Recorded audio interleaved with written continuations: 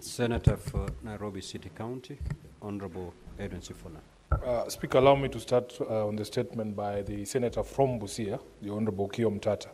Speaker, for a very long time, we in leadership positions in this country have ignored the financial management of our public hospitals, especially Kenyatta National Hospital.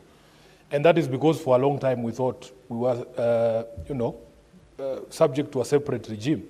I will have this House know that the disease that is at Kenyatta has crossed the road to Nairobi Hospital. I saw a member of this House, Honorable Speaker, just the other day complaining that they had been denied services at Nairobi Hospital because we had been removed from that panel because of mismanagement of that private hospital called Nairobi Hospital. And it has gotten to ridiculous levels. This House will not believe it.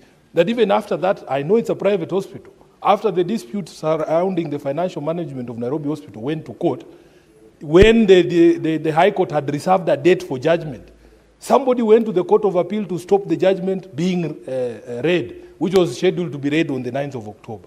So we are staring at a crisis in the management of our hospitals, be they private or indeed the public. And I like the staying power of Senator Mtata, because he has focused his spotlight repeatedly on the management of Kenyatta National Hospital. Lastly, Honorable Speaker, you will remember on this issue of rewarding of our athletes, the Cabinet Secretary for Sport, the Honorable Mvurya, the last time he was here, even you yourself in the chair were confused as what he was saying. You remember him saying there were 70 million shillings that had been set aside to reward the various sportsmen who had done well for the country.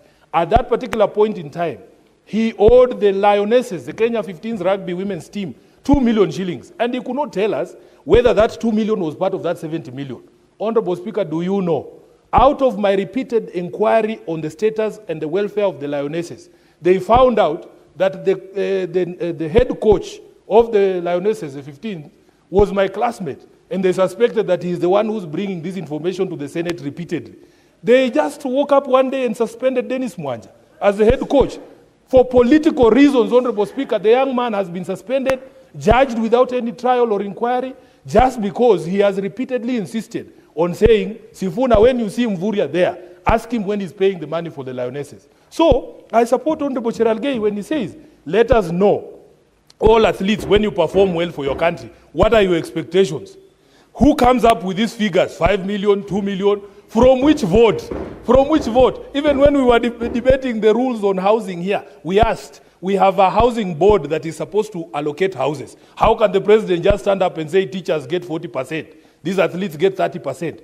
You know, we are lying to these young men. So let there be a regime where it is clear, if you win gold, this is what you get, and it comes from which vote. I thank you, Speaker.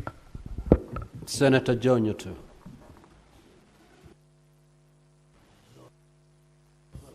Thank you, Mr. Speaker. I rise to support the statement by